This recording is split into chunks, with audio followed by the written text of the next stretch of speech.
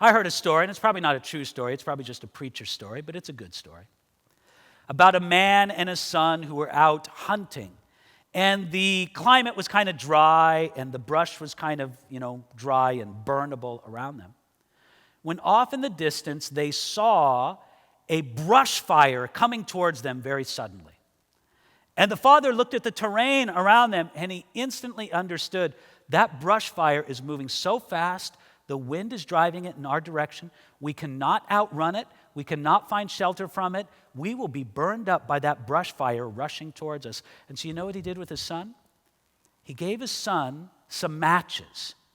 And he and his son both instantly lit matches and burned an area around them as quickly as they could. Then when that area was burned already, they crouched down in the burned out area, and what did the wildfire do when it reached them? It burned around them because the area had already been burned. It had already been burned over, therefore the wildfire did not hit them.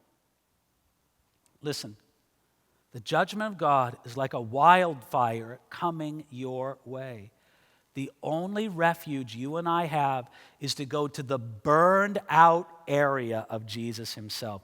You see, the cross is the place where judgment has already been poured out upon. It's already been burned over by the judgment of God. Therefore, you are safe and secure there when the fires of judgment come around you. You need to go to the place where God's judgment has already been poured out, the burned over zone. There you are safe from the fire of God's judgment. We can learn from Babylon. We can learn from these other nations and escape the judgment of God ourselves.